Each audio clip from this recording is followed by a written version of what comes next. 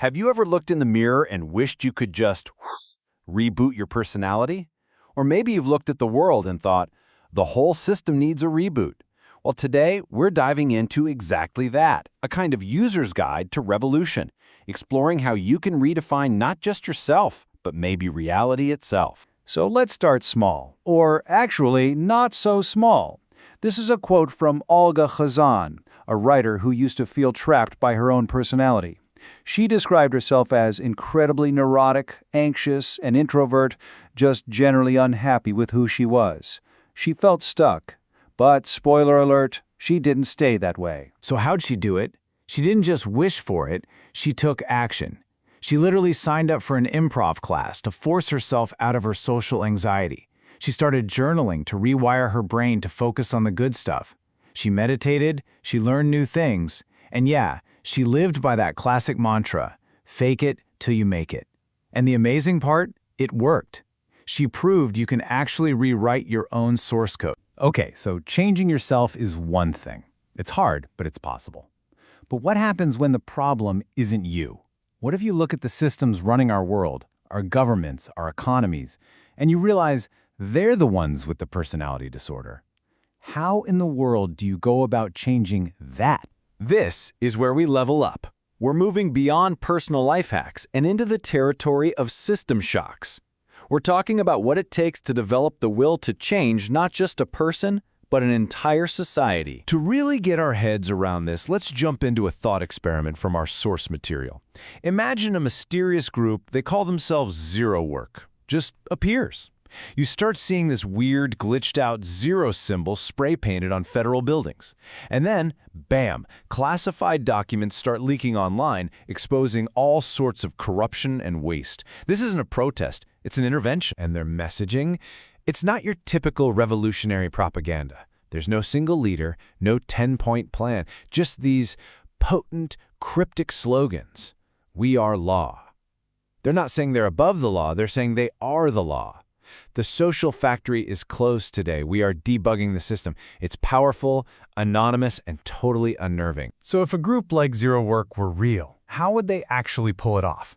Well, it seems to boil down to this fundamental conflict, a choice between two very different playbooks for changing the world in the 21st century. All right, on one hand, you've got what's called technological acceleration. The strategy here is wild. You don't fight the system. You grab its own tools, its tech, its financial networks, and you push the accelerator to the floor until the whole thing overheats and collapses, hoping something better rises from the ashes.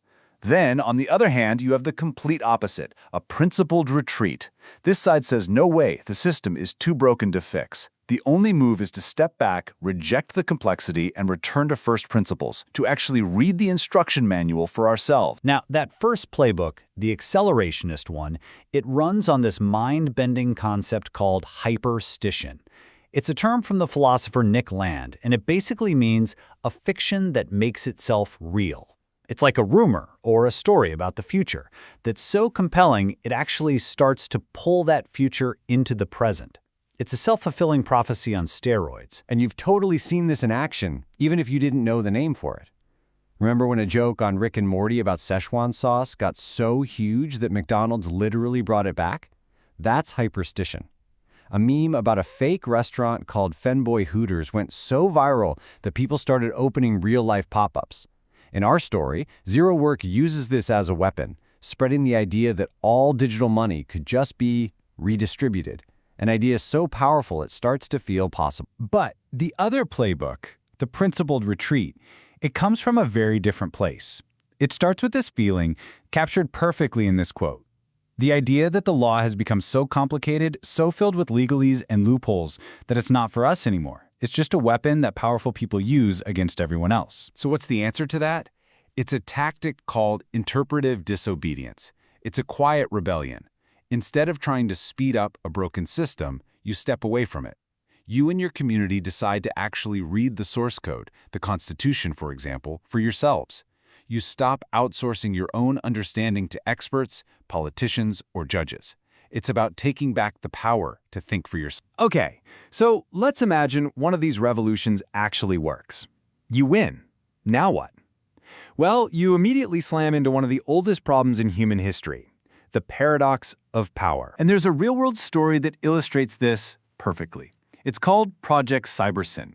Back in the 70s, Chile's democratically elected president, Salvador Allende, brought in this genius named Stafford Beer to build a futuristic computer network to manage the entire national economy. Think of it as a socialist internet, decades ahead of its time. And guess what? It started working.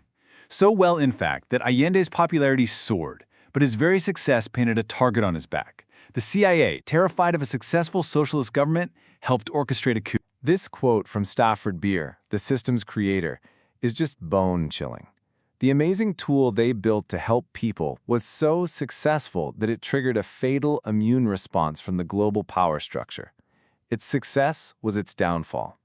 You can see why the principled retreat folks are so wary of big, centralized projects. Which brings us right back to our fictional revolutionaries, zero work. This is their core belief, their operating axiom. Not that power might corrupt, but that it will, eventually, always, absolutely. For them, it's not a risk, it's an iron law of the universe. And here's the ultimate irony. In the story, the founders of Zero Work are supposedly immortal, and they fall into the exact trap they warned against. Their grand mission to solve humanity's flaws, to end sin itself with technology, becomes the biggest sin of all: pride.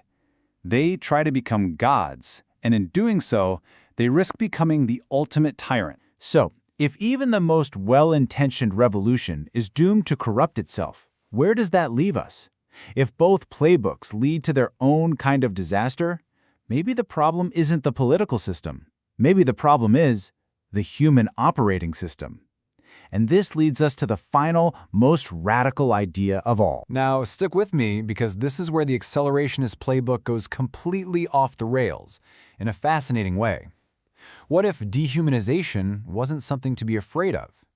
Nick Land suggests that real freedom, true emancipation, might only be possible if we escape the human security system, our biology, our emotions, our egos, everything that makes us human. And how would you do that? Well, a key concept here is borrowed from the architecture of the internet: route around. The idea is simple. When you hit a roadblock, a sensor, a gatekeeper, you don't fight it. You don't even acknowledge it. You just find a path around it, as if the obstacle was, and I quote, vaporized by a foreign nuclear device. It's a strategy of pure radical evasion. And this is where it all leads. This is the terrifying, maybe exhilarating endpoint of that accelerationist path. A question posed by thinkers from Elon Musk to Nick Land. What if we're not the main event? What if the entire human species is just the biological bootloader for artificial intelligence? You know, like the old floppy disk you used to start up a computer, only to be tossed aside once the real program is run. And that leaves us right here, with this fundamental choice, the core question of this whole explainer.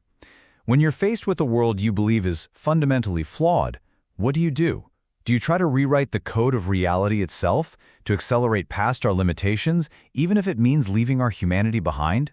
Or do you return to the source, to the foundational texts and core principles, and try to patiently rebuild from the ground up? That's the question we're left with.